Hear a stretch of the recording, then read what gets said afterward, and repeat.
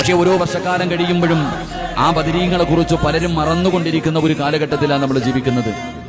ആ 313 സ്വഹാബത്തിനെ ഒരിക്കലും നമുക്ക് മറക്കാൻ കഴിയില്ല.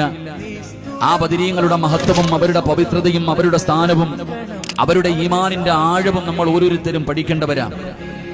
അല്ലാഹുവിന്റെ പ്രവാചകൻ സ്വല്ലല്ലാഹു അലൈഹി വസല്ലമ തങ്ങൾ പറയുന്ന ബദരീങ്ങളുടെ ശ്രേഷ്ഠത എന്താ?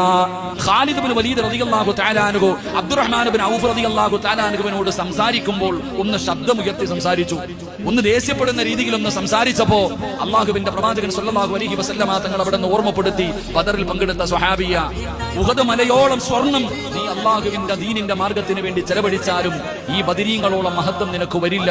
അതുകൊണ്ട് നിന്റെ സംസാരം നീ താഴ്ത്തണേ എന്ന് നബിയുനാ റസൂലുള്ളാഹി സ്വല്ലല്ലാഹു അലൈഹി വസല്ലം. അതായിരുന്നു ബദരീങ്ങളുടെ മഹത്വം, അതായിരുന്നു ബദരീങ്ങളുടെ ശ്രേഷ്ഠത. അവരുടെ മുന്നിൽ ഒന്ന് ശബ്ദമുയർത്തി സംസാരിക്കാൻ പോലും എന്റെ പ്രിയപ്പെട്ട സഹോദരങ്ങളെ പ്രവാചകൻ സ്വല്ലല്ലാഹു അലൈഹി വസല്ലമ തങ്ങൾ സമ്മതിച്ചില്ല. നബി തങ്ങൾക്ക് ഇഷ്ടപ്പെട്ട